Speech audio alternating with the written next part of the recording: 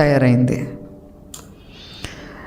రాజధాని విషయం మీద పూటకొక మాట మాట్లాడటమే కాకుండా మొన్న ఉభయ సభల్లో రాజధాని క్యాపిటలే సిటీ అమరావతి అని చెప్పి పాస్ ఆన్ అయినప్పుడు కూడా వైసీపీ పార్లమెంట్ సభ్యులు ఇష్టం వచ్చినట్టుగా మాట్లాడారు.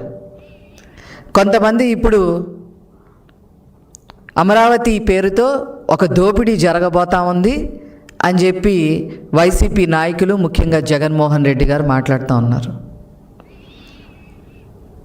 దోపిడీకి అభివృద్ధికి తేడా తెలియకుండా వైసీపీ నాయకులు ఉన్నారు అని చెప్పటంలో ఏమాత్రం కూడా అతిశయోక్తి లేదు. తండ్రి పదవిని అడ్డం పెట్టుకొని వేల కోట్లు దోపిడీ చేసింది, వేల కోట్లు సంపాదించిన జగన్మోహన్ రెడ్డి ఆ డబ్బుల్ని దోపిడీ అని అంటారు. పోలవరం ప్రాజెక్టు పేరుతో మొబిలైజేషన్ అడ్వాన్సులు ముందే తీసేసుకొని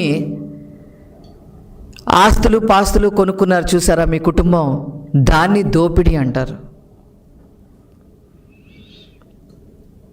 వెంకట నరసయ్య అనే ఒక చేనేత వ్యక్తిని ముగ్గు గనుల కోసం హత్య చేసి వేల కోట్లు సంపాదించారే, దాన్ని దోపిడీ అని అంటారు. మనీ లాండరింగ్ కేసుల్లో ఇరుక్కొని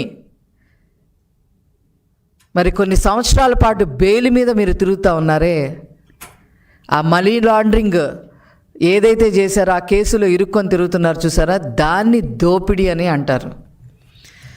మరి ఈ దోపిడీ డబ్బుతో సాక్షి ఛానల్, సాక్షి పేపరు పెట్టి ఆ పేపర్లో ఇష్టం వచ్చినట్టుగా రాతలు రాసి బ్లాక్మెయిలింగ్ చేసి మరి అవతల వాళ్ళ దగ్గర నుంచి డబ్బులు గుంజుతున్నారే, దాన్ని దోపిడీ అని అంటారు. అంతేకాకుండా భారతీ సిమెంట్స్ పేరుతో మరి వాళ్ళ సిమెంట్ ఫ్యాక్టరీలు బాగుండాలి అనే ఉద్దేశంతో ఏళ్ల తరబడి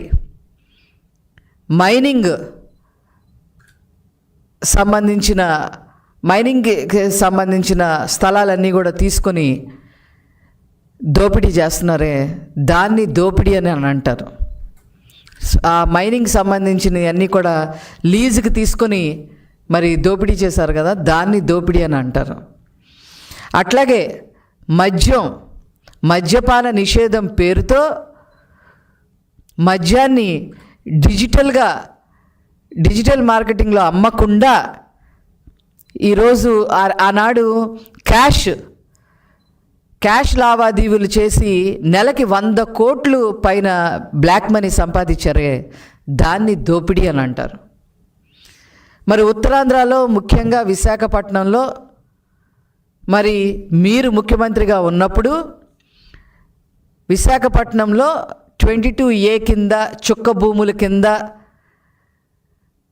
ఏయో చూపించి మరి 41,000 ఎకరాలు కొట్టేశారే, దాన్ని దోపిడీ అంటారు. అదేవిధంగా ఎర్రచందనం మరి అడవుల్లోకి వెళ్ళిపోయి పందికొక్కుల్లాగా ఎక్కడ ఎర్రచందనం చెట్టు ఉంటే అక్కడ నరికేసి స్మగ్లింగ్ చేసి డబ్బులు సంపాదించారే, దాన్ని దోపిడీ అని అంటారు. అలాగే ఇసుక మాఫియా, అదేవిధంగా పేద ప్రజలు పొట్ట కొట్టే విధంగా సెంటు పట్టా భూమి అనేది తీసుకొచ్చి మరి గవర్నమెంట్ సొమ్మునే మరి కొట్టేశారే, దాన్ని దోపిడీ అని అంటారు. ఇంకా చెప్పాలి అని అంటే అన్యమతస్తుల్ని టీటీడీ చైర్మన్లుగా చేసి మరి సాక్షాత్తు తిరుమల వెంకటేశ్వర స్వామి యొక్క సొమ్ముని కొట్టేసి ఇప్పుడు అందులో నుంచి బయటికి రాలేక కింద మీద పడుతున్నారే, దాన్ని దోపిడీ అని అంటారు. అంతేగాని అమరావతిలో అభివృద్ధి జరుగుతుంది, యూనివర్సిటీలు వస్తున్నాయి, కేంద్రపాలిత సంస్థలు వస్తున్నాయి, ఒక స్పోర్ట్స్ సిటీ వస్తుంది, అదేవిధంగా క్వాంటమ్ వ్యాలీ వస్తుంది. గ్లోబల్ హబ్గా తయారు చేయటానికి, ఐటీ గ్లోబల్ హబ్గా తయారు చేయటానికి ఐటీ పరిశ్రమలు వస్తున్నాయి. వేల మంది యువతకి ఉద్యోగాలు దొరికే రాజధానిగా అమరావతి తయారవుతుంది.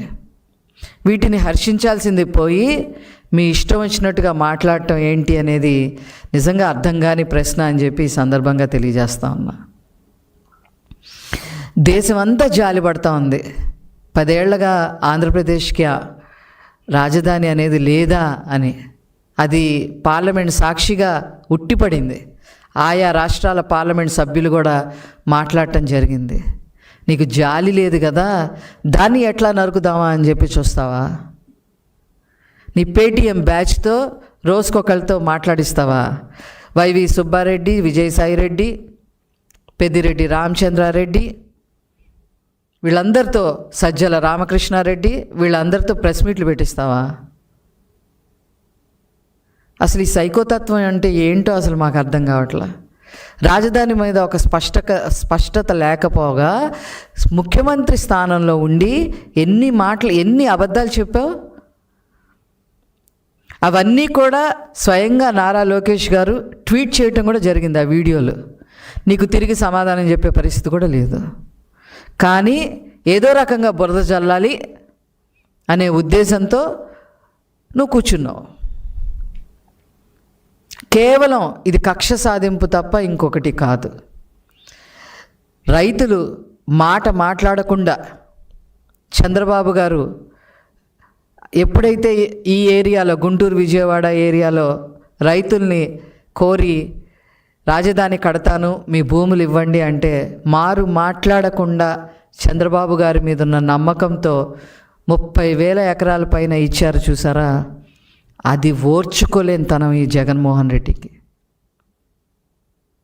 నీకు పేరు లేదు, నీ అయ్యకి పేరు లేదు, నీ కుటుంబానికి పేరు లేదు. మీది ఒక చెంచల్గూడ జైలు పార్టీ అంటారు, ఒక మాఫియా పార్టీ అంటారు. ఇవన్నీ ఇట్లాంటి పార్టీని ఆ పేర్లు రాకుండా దోపిడీ పార్టీ అని అంటారు. ఆ పేర్లని ఎలా తుడుచుకోవాలనే ఆలోచన విధానం లేకుండా ఈరోజు 5 కోట్ల ప్రజల యొక్క ఆకాంక్ష, 5 కోట్ల ప్రజల యొక్క కళ, మన రాజధాని అమరావతిని కూడా కళ్ళు పొడిసేసేలాగా మాట్లాడటం నీకొక్కడికే చెల్లుబాటైంది. దీన్ని మేము తీవ్రంగా ఖండిస్తున్నాం. దోపిడీ అంటే ఏంటో తెలుసుకో, అభివృద్ధి అంటే ఏంటో తెలుసుకో, సెల్ఫ్ సస్టైనబుల్ ప్రాజెక్ట్ అంటే ఏంటో తెలుసుకో. మీ వైసీపీ నాయకుల్ని నేను ఒక విషయం చెప్పదలుచుకున్నా.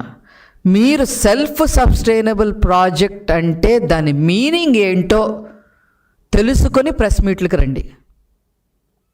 అది కూడా తెలుసుకునే పరిస్థితి లేకపోతే మేము చేసేదేమీ లేదు. మాట్లాడితే మ్యావిగన్ అంటారు, అదంటారు, ఇదంటారు. ఈ మ్యావిగన్ ఏంటి వాళ్ళు నేను అడిగితే అదేదో పిచ్చిముదిరే ట్యాబ్లెట్ అంట. దాని పేరు ఏదో ట్యాబ్లెట్ అని చెప్తున్నారు, ఏదో పిచ్చిముదిరే ట్యాబ్లెట్లు అని. ఏం పనులు ఈ పనులు? అసలు మీకు ఒక బాధ్యత ఉందా? అందుకే నేను అన్నాను, ఈ వైసీపీ పార్టీ ఒక డ్రామా కంపెనీ కన్నా హీనంగా తయారైంది. అందుకనే మీరు 11 సీట్లతో మిమ్మల్ని తీసి పక్కన పెట్టారు ప్రజలు. కనీసం ప్రతిపక్ష హోదా కూడా ఇవ్వలేదు. ఇవన్నీ ఆలోచించకుండా ఇది ఏ రకంగా పార్టీని మనం బాగు చేసుకోవాలనే ఆలోచన విధానం కూడా లేకుండా ఈరోజు రాజధాని మీద, అమరావతి మీద మీరు విషం చిమ్ముతున్నారే, ఇంతకన్నా దారుణం ఇంకొకటి లేదు. దీనికి ఖచ్చితంగా